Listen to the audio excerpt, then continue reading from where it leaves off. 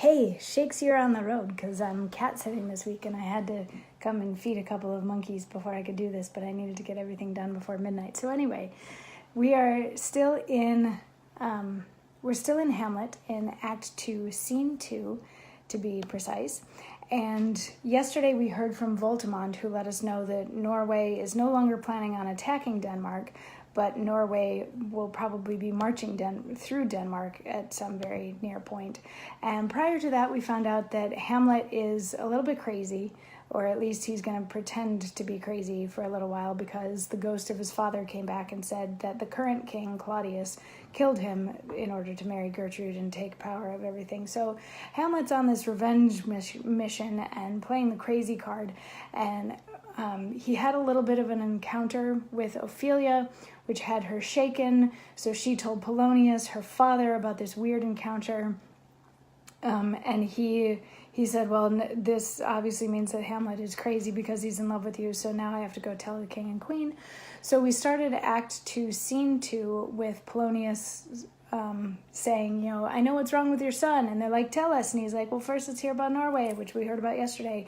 And so today we finally get to hear from Polonius what's up with Hamlet. And so this would be like 4 days worth of Polonius if we took out the queen bits. So we'll just keep the queen bits in. And my dear friends, I hope they don't mind if I borrow one of the props that they have in their apartment. But this will be Gertrude, and this will be Polonius. So Voltimand has just left. They're all happy that Norway is not going to attack, and Polonius says, this business is very well ended. My liege and madam, to expostulate what majesty should be, what duty is, what day is day, night, night, and time is time, were nothing but to waste night, day, and time. Therefore, since brevity is the soul of wit, and tediousness the limbs and outward flourishes, I will be brief. Your noble son is mad. Mad call I it, for to define true madness, what is't but to be nothing else but mad? But let that go. More matter with less art. Madam, I swear, I use no art at all.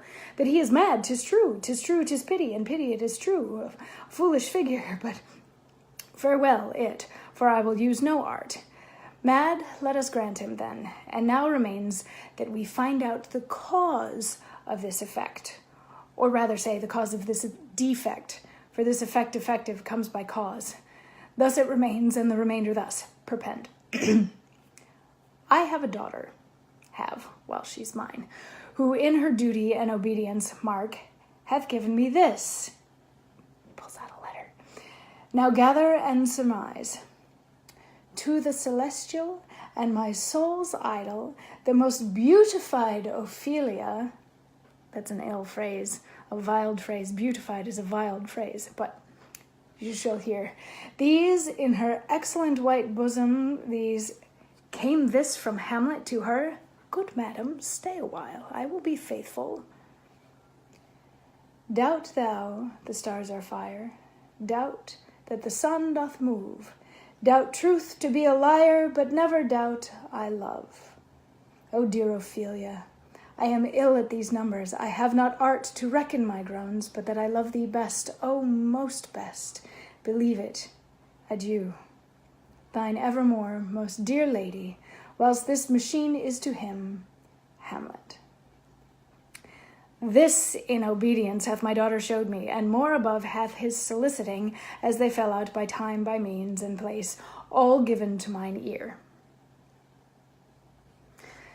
So yeah, Polonius is treading quickly down the path of Hamlet is crazy in love, and